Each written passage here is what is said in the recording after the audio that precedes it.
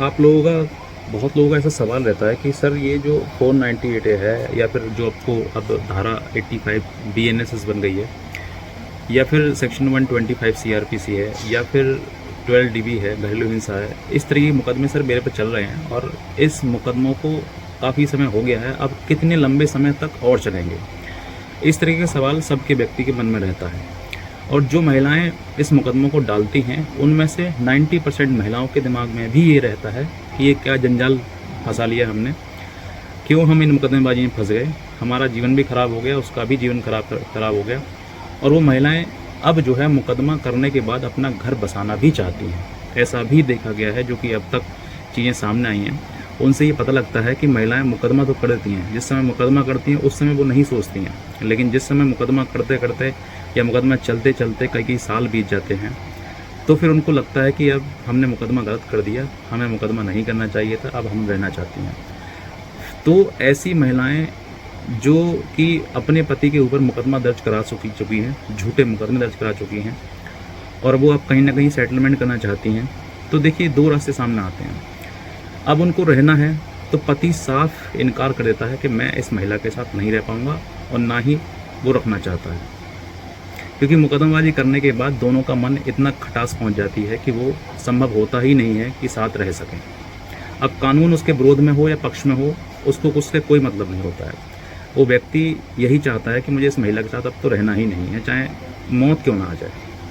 लेकिन ऐसी परिस्थिति में जहाँ पर परिस्थिति इतनी विकट बन जाती है कि उसके साथ रहना नहीं है, तो फिर दूसरा ऑप्शन ये आता है सेटलमेंट का। अब सेटलमेंट के नाम पर जब बात आती है तो मैं कहता हूँ जितने भी मुकदमा आज चल रहे हैं ना, हर महिला कहीं ना कहीं 100 में से 5% महिलाएं ऐसी होंगी जो पैसा नहीं चाहती होंगी, और बहुत सारी महिलाएं ऐसी भी हैं जिन्होंने एलिमनी तलाक ले लिया है, उसने अपने पति को सुख देने के लिए तलाक दे दिया है और एलिमनी में 1 रुपया भी नहीं दिया है। ऐसे भी एग्जाम्पल हैं। हर महिला गलत नहीं होती है, ना हर पुरुष गलत होता है। कुछ महिलाओं की वजह से ये पूरा संसार खराब हो चुका है, और वो महिलाएं जो महिलाएं इस तरीके की एलिमनी में पैसा मांगती हैं, वो सिर्फ और सिर्फ यही काम कर रही हैं कि शादी करो और एलिमनी लो, ख़त्म करो मामले को। तो यहाँ पर 2 ही ऑप्शन आते हैं, साथ रहना या फिर एलिमनी लेके ख़त्म करना रिश्ते को।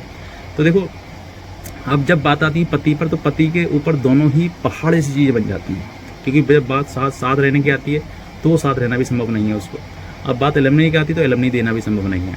तो अब ऐसे समय पर परिस्थिति में कि जब दोनों के मन में ये प्रश्न आता है कि यार ये केस चलेंगे तो चलेंगे क्या, कब तक चलेंगे। तो देखो, जिसने इन सब चीज़ों के बारे में ठान रखा है कि मुझे तो लड़ना है, पैसा एक नहीं देना है, तो देखो लड़ाई आपका संघर्ष है, और ये संघर्ष आपसे कोई नहीं छीन सकता है। जब तक जियो तब तक लड़ो, उससे आपको कोई भी नुकसान नहीं होने वाला है। जितना आप संघर्ष करोगे उतने ही शक्तिशाली, उतने ही बुद्धिशाली और उतनी ही तरक्की तुम करोगे।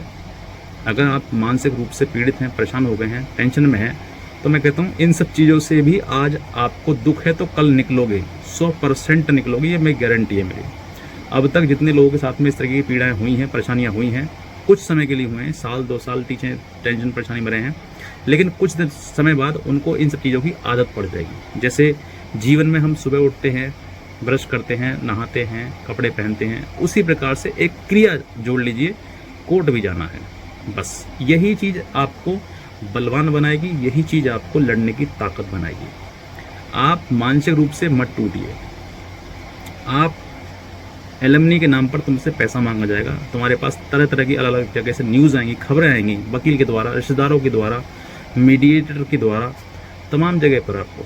और हो सकता है कि इस चीज़ के चलते हुए आपको अपमानित भी होना पड़े, आपके सम्मान को भी ठेस पहुँचे, आपकी निंदा भी हो, आपको जलील भी किया जा सकता है।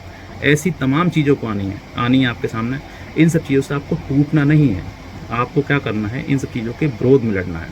ये सब चीज़ें जो आपको लग रही है कि मेरी इज्जत मेरी इज्जत मेरी इज्जत, अरे काय की इज्जत, जब तुम्हारी इज्जत ही तुम्हारे नीचे नहीं है, वो कहीं पता ना कहाँ इज्जत अपनी शेयर कर रही होगी, तो तुम किस बात की इज्जत की बात करते हो। कोई इज्जत नहीं है। जो मान सम्मान तुम्हारा था वो था, अब नहीं है। अपमान सम्मान को जितना भी जो तुम्हारा अपमान कर रहा है, जो तुम्हारी निंदा कर रहा है, जो तुम्हारे लिए जलील कर रहा है, वो उसको छोड़ दो। वो तुम्हारे लिए तरक्की के रास्ते बना रहा है। आप ये समझिए, ये प्रकृति का नियम है। जिसने अपमान सहा है, वो अपमान सहने के बाद एक ऐसे मुकाम पर पहुंचा है कि दुनिया देखती रह गई है। एक छोटा सा एग्जाम्पल बताता हूँ आपके लिए। आज माननीय योगी जी हैं, उनके ऊपर भी कभी इस समय पे ऐसा था कि उनके साथ बहुत अत्याचार हुए थे। आपने एक वीडियो देखी होगी कि वो संसद में रोने के लिए मजबूर हो गए थे। सोचकर देखिए कि उस व्यक्ति के ऊपर कितना अत्याचार किया गया होगा, कितने मुकदमे उनके ऊपर लगाए होंगे कि वो संसद में रो रहे हैं एक सांसद होते हुए उस टाइम पर।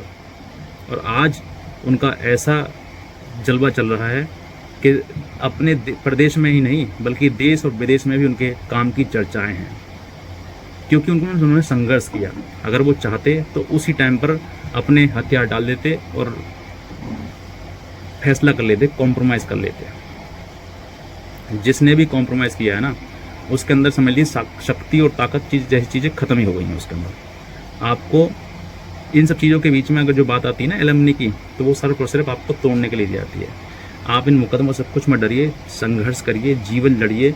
अगर संघर्ष से आप हार गए तो फिर आप इन सब मुकदमों से हार जाओगे। एक वो आपने कविता भी सुनी होगी कि मन के जीते जीत है और मन के हारे हार, और जो हार गए बिन लड़े उन पर है धिक्कार।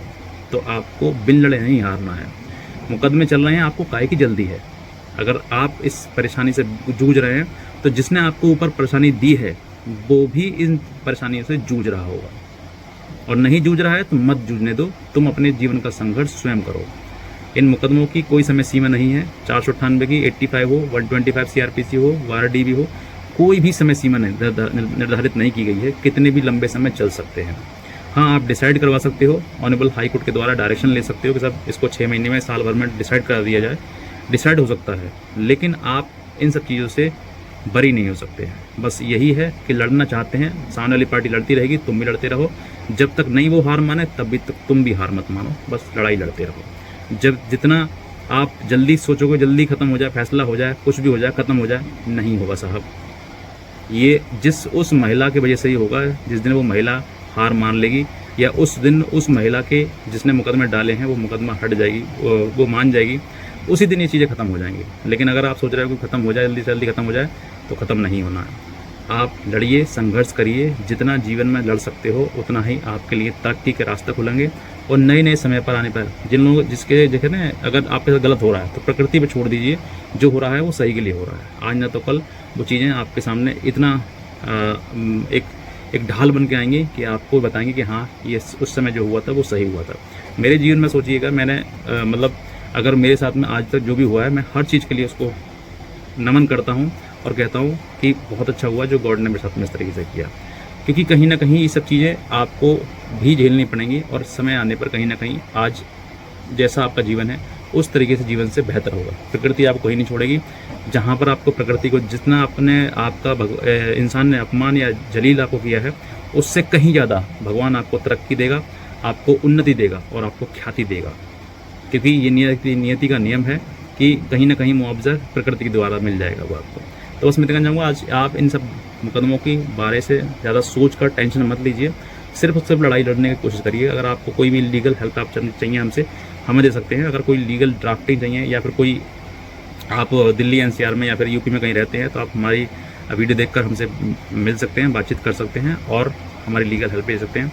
और कोई मुकदमा या केस आपका है, आपको कोई बहुत ज़्यादा दिक्कत आ रही है, परेशानी है, सर मैं इस चीज़ से नहीं निकल पा रहा हूँ, आप हमें पर्सनल बताइएगा, हम ज़रूर आपकी मदद करेंगे। क्योंकि हर बात वीडियो में नहीं बताई जा सकती है, तो वो आप मुझसे टेलीफोनिक द्वारा पूछ सकते हैं। इतने का चाहूँगा। और एक हमारा व्हाट्सअप ग्रुप है जिस पर मैं लीगल हेल्प और अपडेट और जजमेंट वगैरह शेयर करता हूँ। तो उसका लिंक मैंने इसी वीडियो के नीचे डिस्क्रिप्शन दिया हुआ है, उस पर आप क्लिक कर उसको फॉलो कर लीजिए। भविष्य में आने वाली अपडेट्स और लीगल न्यूज़ आपको मिलती रहेगी। आज का वीडियो देखने के लिए धन्यवाद।